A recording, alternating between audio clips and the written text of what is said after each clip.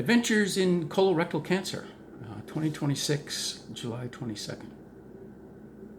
So it's now been a month since I saw the colorectal surgeon.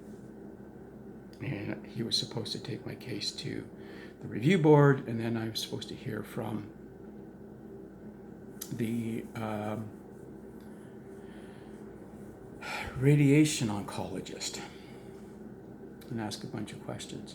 A friend of mine used to work as a social worker in the oncology ward of the hospital in Victoria, BC. And she said she's recommended that I get in touch with the social worker in the oncology department at Burnaby Hospital. Now, I like to know where I'm going. You know, autism, I don't like surprises. So I'd done a walkthrough to figure out where to meet the medical oncologist was. So I'd run into the Burnaby Hospital oncology social worker. So, okay, I went up there, got the phone number off her door, and called for an appointment. She called back, and it went about as well as expected. Because basically, I want to know, how did I go from you have to have surgery to all of a sudden, I can't just monitor you because the college, the BC College of Surgeons will consider that a failure of duty of care, and I'll get crap for that. Do you want surgery? No. How about radiation? Yes. What is the difference in 5-year morbidity between radiation and surgery? Oh, surgery's a little bit better. Oh yes, let's try radiation. Like, how did those solutions never get presented to me as viable options? Like, if we just monitor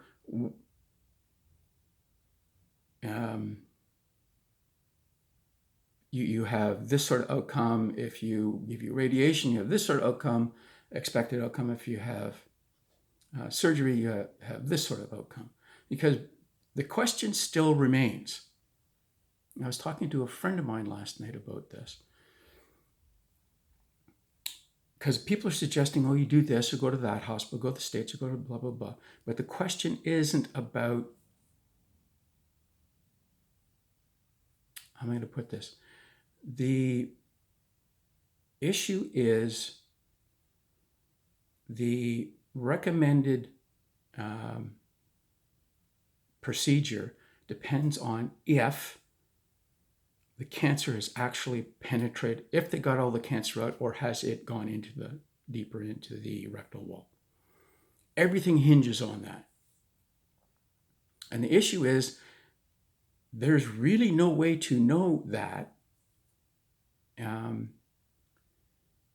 That's not true. The only way to really know that is to monitor me. And in monitoring me, hope that we get some sort of cancer, tumor, or polyp growing on the inside, and the cancer doesn't grow just into the rectum, and the cancer doesn't grow into the body cavity and then get into my lymph system, because once it's in the lymph system, I'm in a world of hurt. They just don't know that. And I'm getting like, I think this and I think that. No, I want, sure, if you're going to remove my rectum, I want, yes, it has definitely done this, not, I think it could be, it possibly could be. Now, I know doctors really hate that, but this is what it hinges on. And as I expected, the social worker can only does things like, helps find money for treatment, helps find free rides for me, arranges for my parking to be paid for when I'm at the hospital for any procedures, things like that. And really wasn't willing to engage with me on why weren't options given to me, and why didn't my case go before the review board to begin with? And she was also quite concerned that it's now been a month since I heard anything from the colorectal surgeon.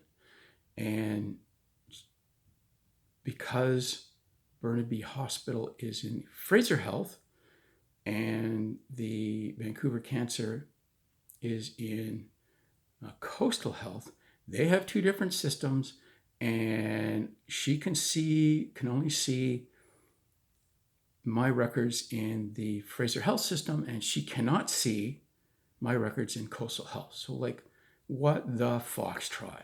Really? We're still like, this was the issue 20 years ago, and we're still screwing around with that. The bureaucracy around this just sucks. One patient, one file, guys. Like really, one patient, one file. And I know why they do this, because this is about money. It's about who gets what funds from the government and protection. Because if everybody can see everything, then like it's an issue, right? Then we really don't need two different healthcare systems. One for just Vancouver, like the city of Vancouver, and one for the rest of the province. And the city of Vancouver doesn't have that many people in it.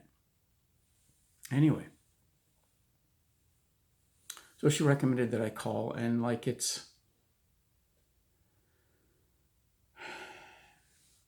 I said, well, Dr. Okumura is on vacation.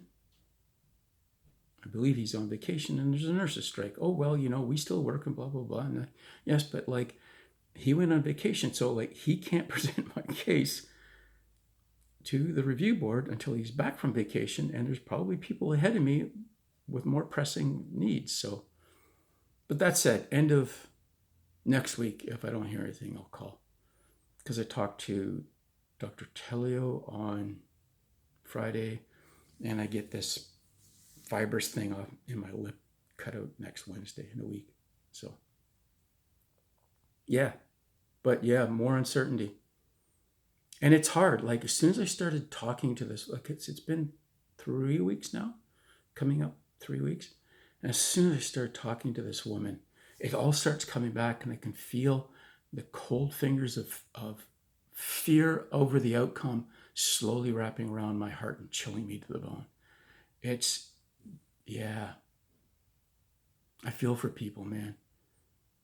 To do this, like I've said many times before, to do this, trying to hold down a job and a family and a marriage is just stunning.